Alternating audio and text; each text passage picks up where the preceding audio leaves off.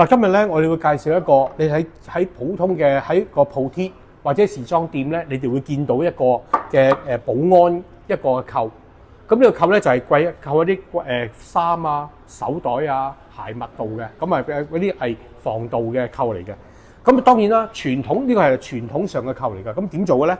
就話傳統上咧，佢有一個咁嘅我哋個匙啦，咁佢就可以有呢個匙嘅作用咧，佢就可以拉起支針，就咁樣用啦。咁你會見到，如果喺多人買衫嘅時候咧，佢就一件一件咁拍落嚟，咁去做咯。咁而家我哋咧，而家新呢一隻咧係唔需要咁樣做㗎。咁呢一隻咧，佢有係個咩好處咧？就係用 RFID 嘅。咁呢一個咧就係話，你拍落嚟傳統嘅係，喂，咁逐個做，係咪逐個掹咧？唔需要，佢只不過係收到個 RFID 嘅信號。咁當然啦，如果我哋有個 RFID，我哋一個盤啦，一抌晒落去咧，其實咧就可以喺呢個 RFID 個盤裏邊咧，全部掹晒佢噶啦，好簡單，唔需要認位啊啲嘢。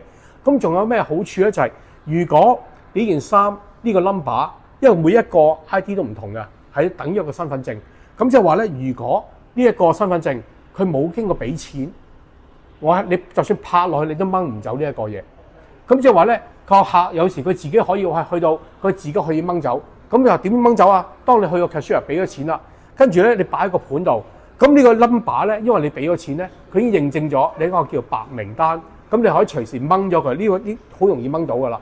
但係如果你未俾錢咧，佢唔係進入白名單咧，你點掹都掹唔到。咁即係話咧，呢個同事咧，或者呢個客人咧，佢當呢件嘢攞出去個出邊嘅時候咧，個保安就會響啦，因為佢呢個仲掛咗件衫上面掹唔出。